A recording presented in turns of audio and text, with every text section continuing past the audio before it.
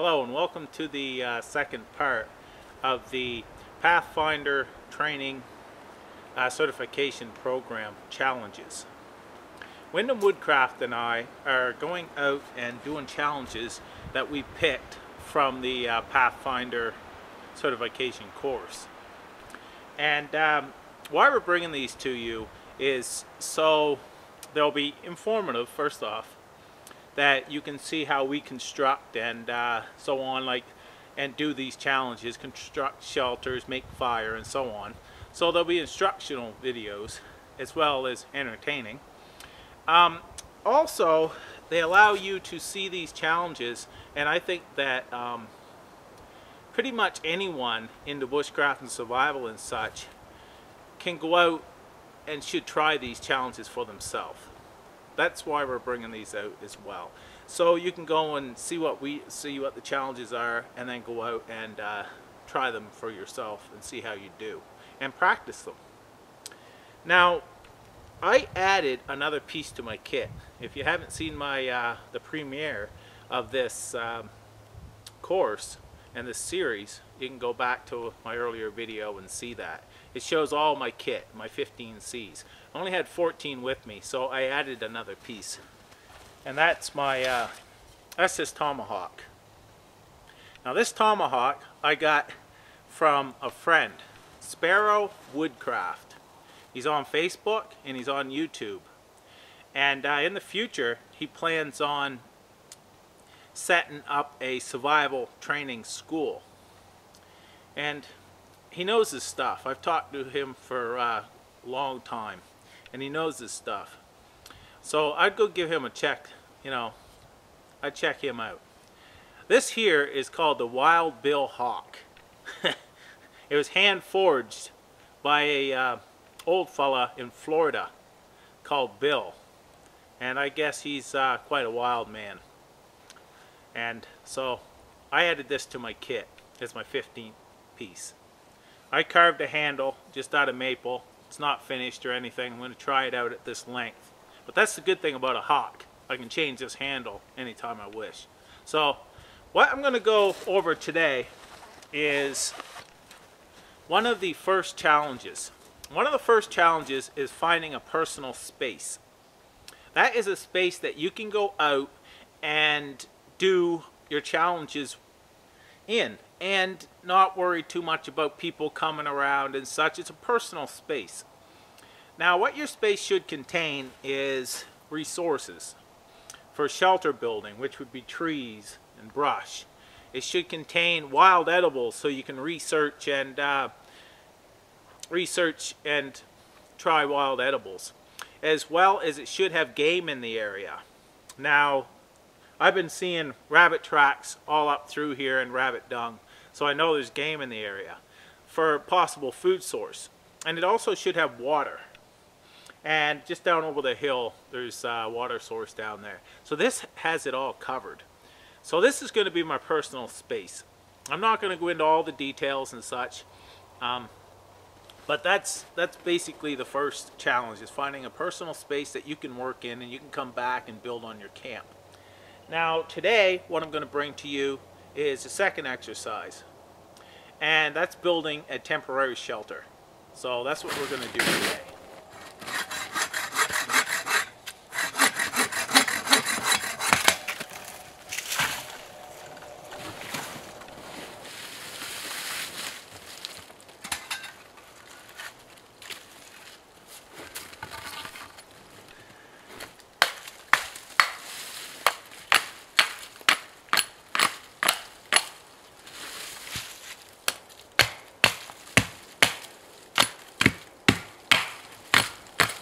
Okay, what we're going to do right now is I'm going to lash these together and make 2 tripods. I've got 6 of these all at the same length. And it doesn't matter the length, it's whatever you prefer. I went with this. So what I'm going to do is just wrap this around first, just tie a knot. I'm going to leave a tag end though, so I can tie off to. So you kind of put them like this here, so they're all like that. And now there's certain ways you can go in and out, But you can also just wrap around like this, and then you got about 3 wraps on there. Then you can go in between. Go about 2 times in between each one. That's going to really secure them together. Then I'll just go over here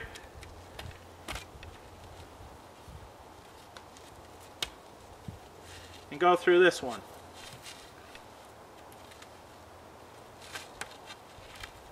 Cinch them right up if you can. So that's what's going to give you your strength.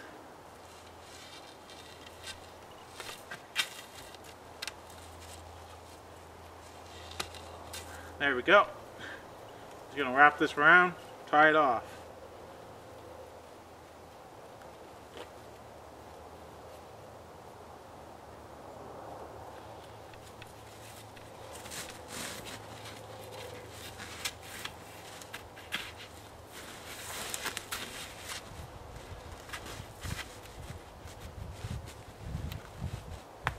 That's perfect. Now I'm going to start on the next one. What I used for that lashing was number 36 bank line, and that'll be rugged, and it will hold up my shelter, no problem with this. And as you see, what I have here are 2 tripods, one here and one here. And what I did, you'll see how I'm going to construct the shelter, but choosing my spot for the shelter, I'm halfway up a hill. The hill still goes up that way there, but it comes down and flattens out. I have all kinds of little like valleys or depressions here, and this is a high spot. If it's going to rain, it's going to come down, run here, and run down through. It's not going to get in my shelter. It's what you always look for. You look for a nice spot that's going to keep you dry even in a rainstorm. And I also use my compass, which I don't normally do, but I use my compass and what I found out is this is perfect if I put my shelter facing this way. It is facing southeast. You want your opening to face either southeast or south, right around that area, because you'll get the sun when it comes up to warm up your shelter inside, and plus you get less wind and such usually in that direction. And plus I have all kinds of trees out through there that's going to provide wind protection as well, and I'm not going to have big winds rushing through here. So that's why I selected this area. I'm going to cut a cross pole and put across here. Right now I've got just over 6 feet from there to there, but it allows me that I can build this up and such, and this can be a foot pocket, that can be gear, and so on. So I'm going to get busy.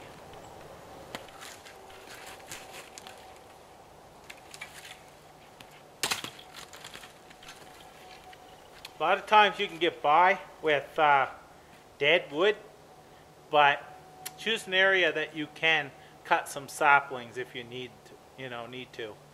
You can see I've got my ridge pole across there now. I'm going to stack them across the back, and that's what I'm doing right now.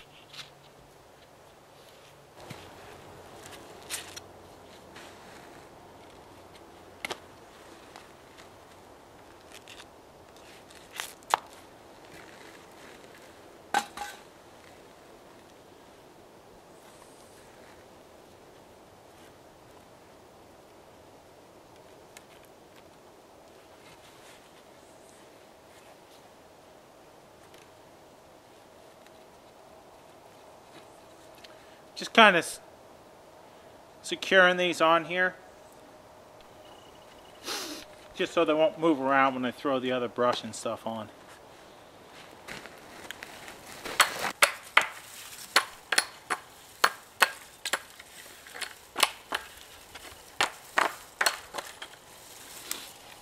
It's a good idea to drag your trees, your saplings, back to your campsite, and that's where you trim off the branches, because then you have a big pile of branches and you don't have to run around collecting them. You can just throw onto your shelter.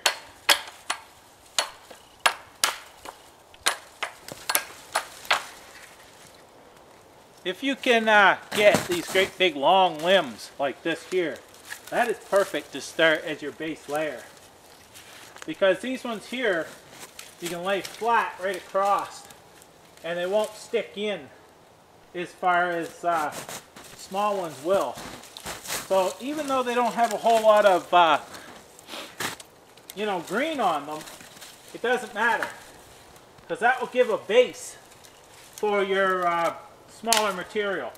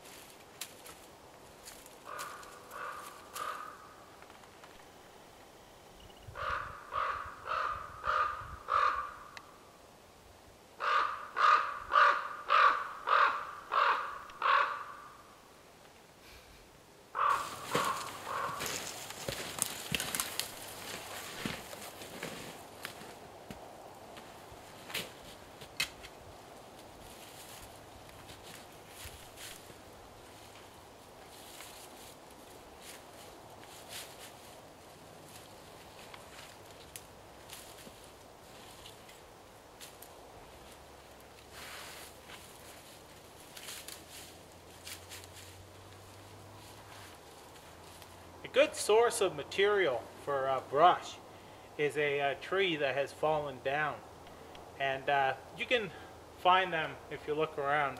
Usually it's already fallen down, it's going to die anyhow. So if you can harvest a bunch of longer limbs and limbs from that, it's better than taking from a live tree. We'll get this basically covered now, but I'm just finishing it up enough that ideal for this, if you can't see light, if you look outside, you look through, you can't see light, you're pretty well good, because this is winter time. That will give you enough insulation if you have a fire in the front, as well as it's going to snow tonight, so that's going to cover this with snow, which is another good insulation. So I'm just going to continue on. I've got this pretty much the first layer on. You can see, and you can still see through, you know, certain areas, but basically that there would do if you didn't have, you know, rain, of course, which is not going to rain, but you may get snow. And that would pretty well do in snow as well, because it would just pack on top. Give you a quick peek of it in the back and around the sides. But I'm going to throw more on.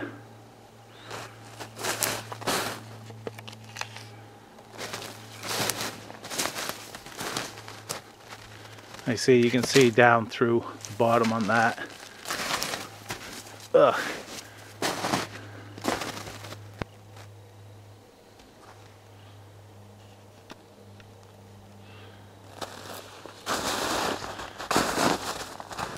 You can see the amount of brush I have on this. I'm trying to cover the lens so you wouldn't get the sun in your eyes. But you can still see through it in places. But it's looking pretty good thus far.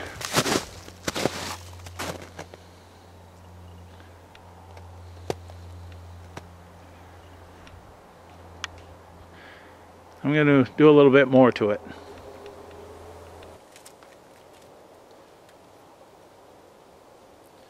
what I'm doing right now is I'm tying these across here.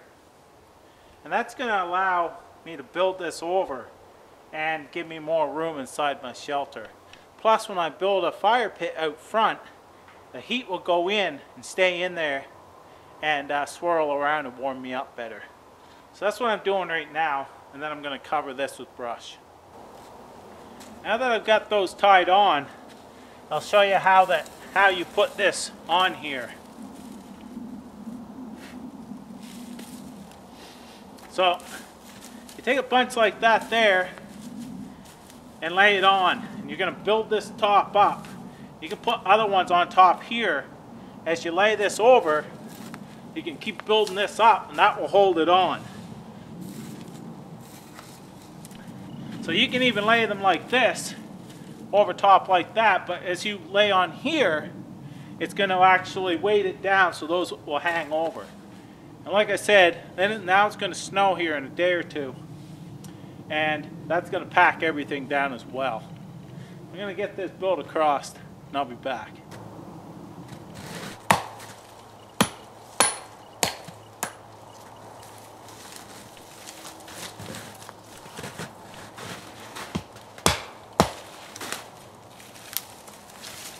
Like I said, you can get some nice branches off of these fallen trees like this.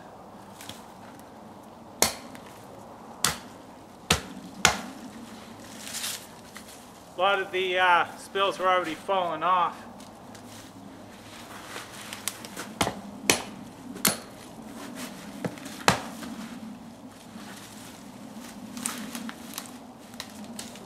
So there's the shelter. It needs more brush. I could get away with this here because it has enough on it that if the snow comes, it's just going to gather on it. There's really no snow that's going to get through. But you can still see through it in spots. So ideally, you want to be able to cover the whole thing so you don't see no light through it. But I might throw a little bit more on, but that's basically it. I think you got the gist of it now on how to construct this shelter. And I'll crawl in real quick.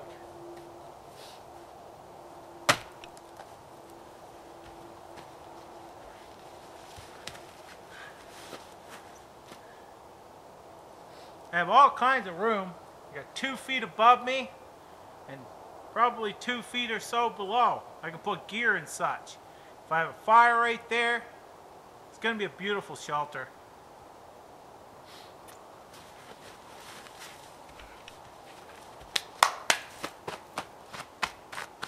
Now of course you're going to put a bough bed in there, a cushion of boughs, so you're not laying in the snow.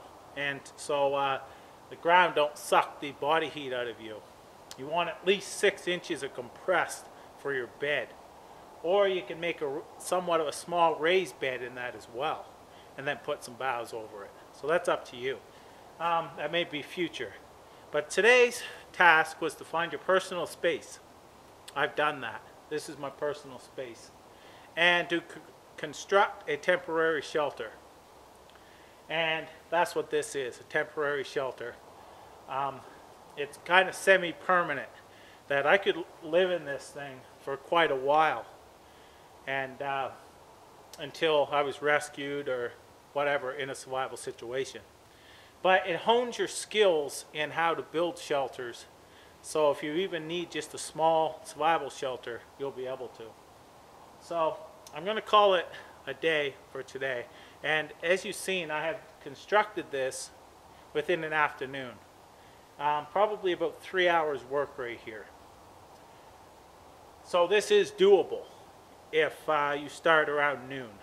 Sun goes down 4:30 or so. It's going to be down about another hour. So that's it. I might just putter around here, finish this here. So that's part 2 of the Pathfinder Certification Program Challenge that Windham Woodcraft and I are doing for you guys. The next video will be about our fire pit.